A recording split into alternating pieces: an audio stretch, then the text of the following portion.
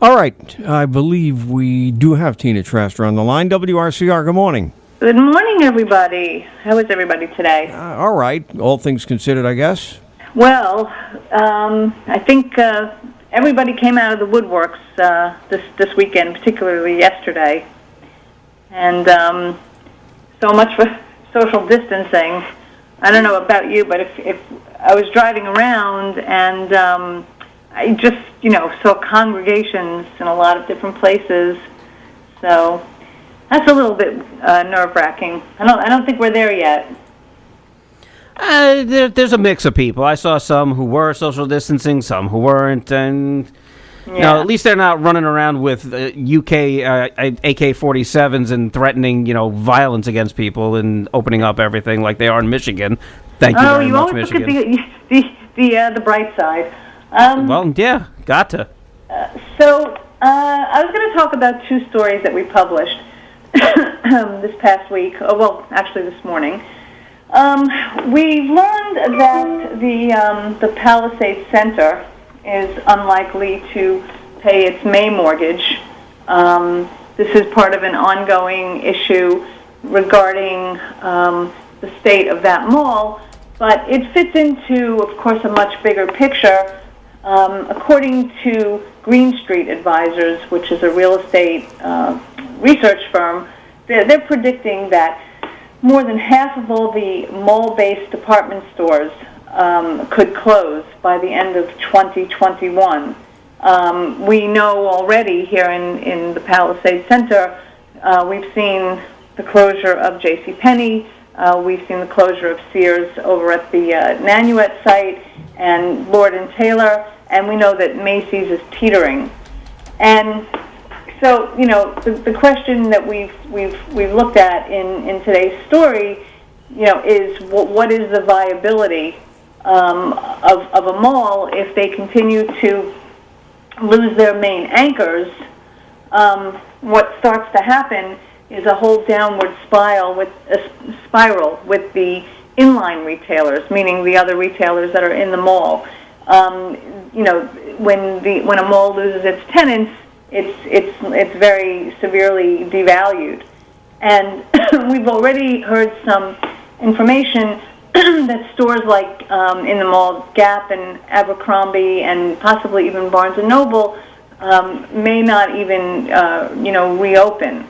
And what happens is that the other tenants can use something that's called a co-tenancy clause within their contract, which is gives them the right to demand rent relief or an early lease break due to the loss of anchor tenants, because anchor tenants, that's why they're called anchor. They generate the foot traffic in a mall, and so we're looking at this potential domino effect as tenants possibly empty out, and malls, not just the Palisades Center, but malls across the country become lifeless and ghost towns. And we'll see how it plays out. But even if we get back up and working by May 15th or May 29th or whatever our slow rollout is, when you think about it, the mall is not going to necessarily be the first place many people rush back to. Why not? Why not? Yeah. Because I think that people in these last 8 weeks have become fundamentally fearful of being in close quarters and being in enclosed places, and for the same reason. You started this out by saying how you went outside and saw everybody not social distancing. Outside. Right. Okay. So I don't think they're going to care. I think people are going to run to their movies. They're going to run to the food courts. They're going to run to Shea Stadium and Boulder Stadium and Yankee Stadium, and they're going to want to be with people as soon as they can. And I'm saying that's wise, but I think they're going to want to. I think that we are not going to see. I don't think we're going to see a rush of people. I think it's going to be more of a cautious, slow trickle. Plus, think about this, okay? In restaurants, in movie theaters, even inside of a store, we're going to have to put into place this really bizarre practice of social distancing. So, in movie theaters, we might have to sit 2 or 3 seats apart. In restaurants, I mean, how does that work? The server's wearing a mask. You wear a mask until what? Your food comes, and I don't know. And you're 3 people at a table designed to hold 12.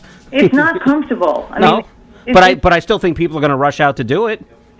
I think people rushed out yesterday for fresh air, for socialization, to feel like they were back in the world because, like everybody, they're pent up.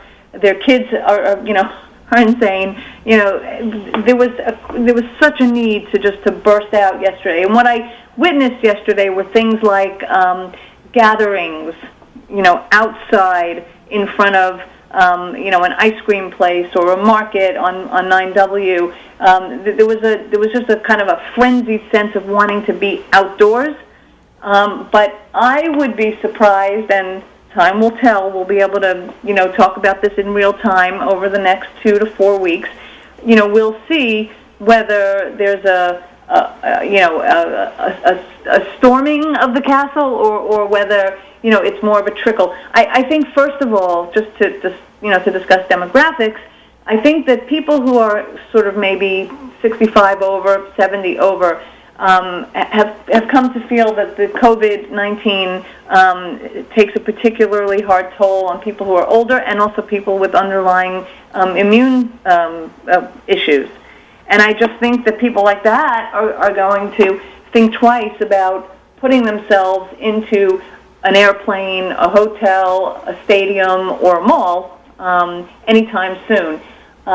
Plus, just to give this just one more perspective, okay, this you really need to read the story, but the bigger point here is that the American malls weren't thriving. The COVID virus descended upon us, and it was the death knell. As we know, the American mall has been in slow decline, and retail has been going through a massive reset. So the question here is, how much of this damage can an already weakened entity or portion of our economy withstand? And that's what we'll see. I mean, as you know, we've been reporting for 2 years on the weakness in the retail sector, particularly with apparel.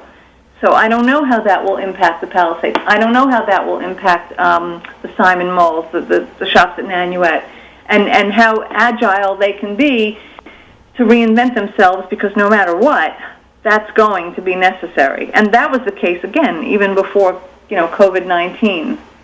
So I think this is the biggest story that Rockland is going to need to. I mean, there's going to be a lot of post-pandemic stories to watch in the business sector.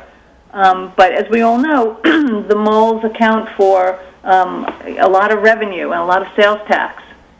So, read the story. It's got it's got a lot of nuance and information. Oh, yeah, no, I certainly will, and I'm looking forward to doing that. But I personally still think, and this is just my observation, I think, you're right, with retail was suffering even before coronavirus set in, but I think people have been cooped up. I think cabin fever is an actual thing, and I think people are going to look to want to do those types of things that they truly miss. And I think they're going to get a kind of a satisfaction of going, hey, I was the first one to see a movie down at the Palisades Center. I sat 8 feet away from my date, but you know what? We were the first ones there. I think there's going to be a sense of pride in doing that. I think there's going to be a sense of pride in being able to go out and buy clothing from a retailer in downtown Suffern, or a retailer in Nyack or Pearl River, and go, you know what? I supported my local business. I didn't get another box from Amazon or Walmart.com. I agree. I agree with you there. I think and I've been saying this all along anyway. I've been saying that this is the moment for Main Street to come back.